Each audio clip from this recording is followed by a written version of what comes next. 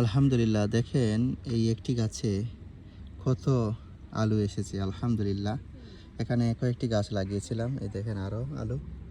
তো এটা অনেক উন্নত জাতের একটি ভালো আলু, দেখেন অনেক লম্বা লম্বা হয়, লম্বা লম্বা হয়। তো আলহামদুলিল্লাহ এই আলুগুলো খুবই ভালো, খুবই সুস্বাদু। আমরা গার্ডেন সেন্টার কিংবা আপনি বিএনকিউতে এইটার পেয়ে যাবেন। তো যারা শখের গার্ডেন করেন, আমার তাদের উদ্দেশ্যেই বলা যে আপনারা এই আলুটি চাষ করতে পারেন। এটাকে সম্ভবত ক্যারেট আলু বলে। তো আমার ওয়াইফ এনে লাগিয়েছিল এই বছর।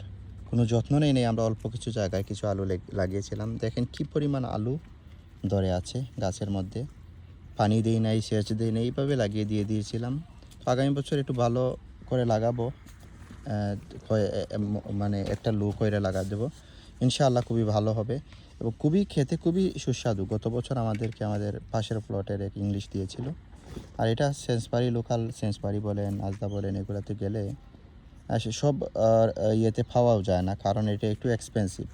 আমার মনে হয় এটা 2 পাউন্ড 2.5 পাউন্ড কিলো এটার।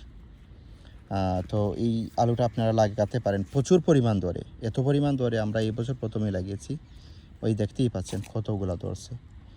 আর আমরা আরও উঠিয়েছি, এখানে 4-5 কেজি হবে, আরও উঠিয়েছি আমরা, দেখতেই পাচ্ছেন এই ব্যাগের মধ্যে। তো মাশাআল্লাহ অনেক ভালো হয় ফলন, আপনারাও এটা লাগিয়ে দেখতে পারেন। এটাকে ক্যারেট আলু বলে, আর খুবই ভালো হয়, খুবই ভালো হয়, খেতে খুবই সুস্বাদু।